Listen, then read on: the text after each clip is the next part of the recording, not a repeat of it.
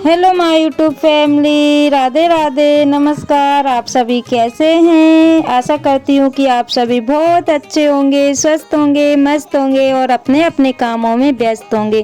तो दोस्तों, आप सभी का आज के नए ब्लॉग में बहुत बहुत स्वागत है। तो थोड़ी सी क्लिप मैंने जो है कि भोपाल हम लोग जा रहे थे, तो थोड़ी सी रास्ते का व्यू आप लोगों के साथ शेयर कर लिया है। तो यहाँ का जो व्यू है ना, भोपाल का जो बड़ा तालाब है ना, तो यहाँ पे काफ़ी अच्छा लगता है दोस्तों। लेकिन मुझे एक भी बार मौका नहीं मिला हुआ है कि मैं यहाँ पे खड़े हो करके वीडियो वगैरह शूट करूँ या फिर यहाँ पे खड़े हो करके यहाँ से देखूँ। और कहीं दूर तक, मतलब बहुत दूर दूर तक यहाँ पे कुछ भी नहीं दिखाई देता है। जब जो बड़ा तालाब है ना भोपाल का, तो वहाँ से देखते हैं ना तो कुछ भी दिखाई नहीं देता है, सिर्फ पानी के अलावा। और यही तालाब हमारे जो खेत बने हुए हैं ना, तो इसका पानी वहाँ तक गया हुआ है।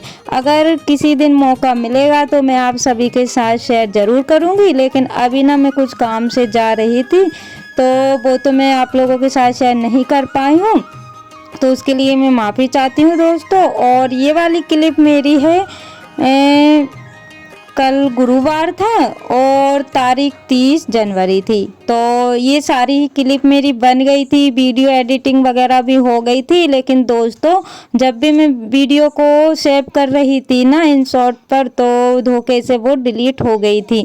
तो इस वजह से मेरा मन नहीं हुआ था कि मैं फिर से इतनी मेहनत करती और आप सभी के साथ ब्लॉग शेयर करती। तो क्लिप तो मेरी, मतलब ब्लॉग तो मेरा बन गया था और तैयार भी हो गया था। लेकिन जो पुरानी वीडियो थी ना, पुरानी जो क्लिप थी छोटी छोटी, उनके चक्कर में 2-3 मेरी जो कल मैंने बनाई हुई थी यानी कि 30 तारीख को, तो वो भी डिलीट हो गई थी।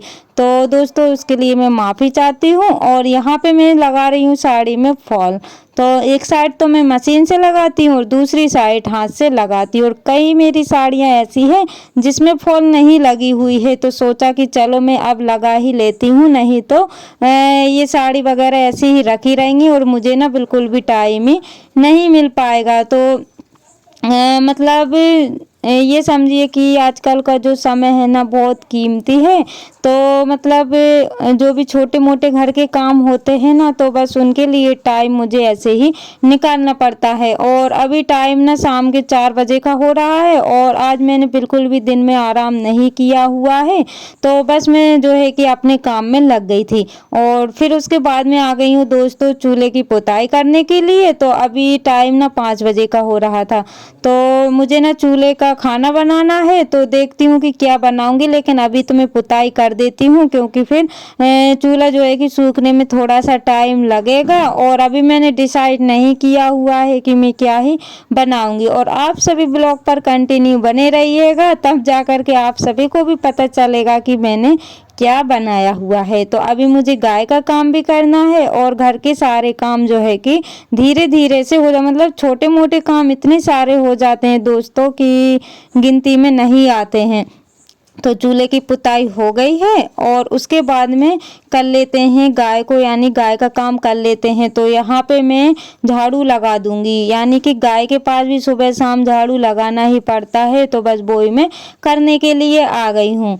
और अभी टाइम ना 5:45 या 6 बजे का हो रहा है, यानी कि शाम अच्छी खासी हो गई है। तो सोचा कि चलो इसको भी अंदर बांध देते हैं, क्योंकि अभी ना ठंडी बहुत कम हो चुकी है। तो इस कारण ना इसको थोड़ा सा लेट ही बांध रहे हैं, क्योंकि ठंड तो है नहीं और अंदर बांधो ना तो गीला गीला सा ये कर देती है। तो इस वजह से मैं ना इसको थोड़ा सा लेट ही बांधती हूँ। तो दोस्तों, आप सभी को मेरे ब्लॉग कैसे लगते हैं, प्लीज़ छोटा सा प्यारा सा कमेंट करके मुझे ज़रूर बताइएगा। और मेरा ज़्यादा से ज़्यादा सपोर्ट कीजिएगा दोस्तों, आप सभी के सपोर्ट की मुझे बहुत ज़रूरत है। और छोटा सा प्यारा सा कमेंट करना ना भूलिएगा। और आप सभी को मेरे ब्लॉग में विलेज लाइफ स्टाइल कैसी होती है, विलेज मतलब हाउस वाइफ की लाइफ कैसी होती है, वो आप सभी को इस ब्लॉग में देखने को मिलेंगे। और यहाँ पे ये देखिए दोस्तों, आज मैंने इसको ना कुछ भी खाना खाने के लिए नहीं डाला हुआ था ना, तो ये फट से जो है कि भाग करके आ गई थी। हरा हरा सा जो है कि जो भी दिखा उसको तो खाने के लिए, और मैं इसको खींचती जा रही थी, लेकिन ये ना मुझसे नहीं खिंच पा रही थी क्योंकि इसको ना भूख लगी हुई थी। और मैंने इसको दोपहर में कुछ भी नहीं डाला हुआ था क्योंकि मैं अपना काम करने लगी थी और इसका याद ही भूल गई थी। जो मेरे चैनल पर न्यू है प्लीज़ चैनल को सब्सक्राइब कर लीजिएगा। जो मेरे न्यू सब्सक्राइबर्स हैं, व्यूवर्स हैं, जो लोग मुझे प्यारे प्यारे से कमेंट करते हैं, आप सभी का दिल से धन्यवाद। ऐसे ही आप अपना प्यार और सपोर्ट बनाए रखिएगा ताकि न्यू ब्लॉग मैं आप सभी के लिए ला सकूं। और गाय को मैं लेके आ गई हूं अंदर और इसको बांध देते हैं। उसके बाद में चूल्हा जलाने लगे हैं क्योंकि चूल्हा जलने में भी थोड़ा सा टाइम लगेगा। और मैंने चूल्हा अंदर रखा हुआ है दोस्तों, लेकिन इसका जो धुआं होता है ना वो नहीं निकल पाता है। मुझे लगा कि इसका जो धुआं होगा वो निकल जाएगा, लेकिन नहीं निकलता है। मतलब अंदर ही अंदर जो है कि रहता है। लेकिन कोई बात नहीं दोस्तों, कभी कभी तो मैं खाना बनाती हूँ, रोज तो नहीं बनाती हूँ। लेकिन जैसा भी गर्मियों के दिनों में बनाऊंगी तो फिर से मुझे जो है कि बाहरी चूल्हा बनाना पड़ेगा। और इस पे रख देते हैं कढ़ाई गरम करने के लिए। और यहाँ पे ये देखिए दोस्तों, मैं बनाने जा रही हूँ गोभी के पकौड़े। तो यहाँ पे गोभी मैंने कट कर ली है और गर्म पानी में इसको डाल दिया है। और यहाँ पे मैंने जितने बड़े पकोड़े बनाना है उतने ही साइज में मैंने कट कर लिया है। और साथ में मैंने बेसन ले लिया, बेसन में हल्दी, नमक, मिर्ची, जीरा ये सब मिक्स कर लिए हैं। और फिर उसी जो बेसन था ना, बेसन में ही मैंने गोभी डाल दिया है और उनको मैंने जो है कि घोल लिया है। और अब एक एक करके इनको डालेंगे दोस्तों, जैसे कि आलू की चिप्स बनाते, आलू के पकोड़े बनाते हैं, बस वैसे ही इनको बनाना है। और मैं तो दोस्तों पहली बार ट्राई कर रही हूँ कि कैसे लगेंगे, वो तो मैं खाऊंगी तभी पता चलेगा। तो अभी तो फिलहाल के लिए फटाफट से गर्मा गर्म बना लेते हैं। और ये जो कढ़ाई देख रहे हैं ना, तो ये चूल्हे के ही काम की है क्योंकि काली बहुत ज़्यादा हो चुकी है। तो शुरू से ही मैंने इसको ना इसी पे चूल्हे पर ही चढ़ाया हुआ था, तो जिसके कारण ये एकदम से बाहर ना अंदर दोनों ही साइड ब्लैक ब्लैक सी हो गई है। और यहाँ पे पकोड़े कितने अच्छे से तला रहे दोस्तों। चूल्हे पे जब भी खाना बनता है ना तो खुशबू इतनी अच्छी आती है कि मैं क्या ही बताऊं। लेकिन मेरे यहाँ कोई बनाने वाला नहीं है तो मैं गर्मा गर्म तो नहीं खा पाती हूँ, पहले बनाती हूँ उसके बाद में ही खा पाती हूँ। तो जो है कि पकोड़े बन के रेडी हो गए हैं दोस्तों, तो आप लोग भी आ जाइएगा गर्मा गर्म से पकोड़े खाने के लिए।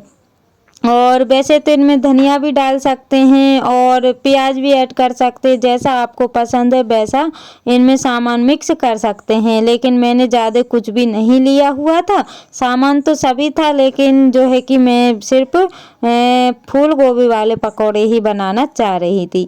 और यहाँ पे एक बार तो मैंने निकाल लिए हैं और अब ये दूसरी बार के हैं। और मतलब अभी जो शाम का खाना होता है ना दोस्तों, तो मेरे घर में बहुत कम बनता है क्योंकि 2-2:30 बजे दोपहर को ही बन जाता है और सुबह भी बनता है। तो शाम को मैं कुछ ऐसे ही हल्का फुल्का सा बना लेती हूँ। तो यहाँ पे मुझे समझ में नहीं आ रहा था कि मैं क्या बनाऊं, तो फिर बच्चों ने बोला कि मम्मी को पकोड़े बना लो, तो सोचा कि चलो पकोड़े ही बनाते हैं। और ये देखिए दोस्तों, आप लोगों के लिए प्लेट लग गई है, तो आ जाइएगा गर्मा गर्म से गोभी के पकोड़े खाने के लिए। और सॉस के साथ खाए थे ना तो काफ़ी अच्छे लगे हुए थे, लेकिन मुझे ना चाय से काफ़ी अच्छे लगते हैं, आप सभी को पता है। और अधिकतर मैं चाय के साथ खाती हूँ, लेकिन चाय तो मैं नहीं बनाऊंगी क्योंकि काली चाय है ना, तो काली चाय से खाने में अच्छे नहीं लगते हैं। तो बस हम लोग जो है कि सॉस से ही खाएंगे। और यहाँ पे लास्ट बार का जो बेसन बचा हुआ था तो उसमें मैंने एक आलू कट किया और आलू के भी इतने सारे जो है कि पकोड़े बन के रेडी हो गए थे। तो दोस्तों इसी के साथ ब्लॉग का करते हैं एंड मिलते हैं कल नई ब्लॉग के साथ। Bye bye.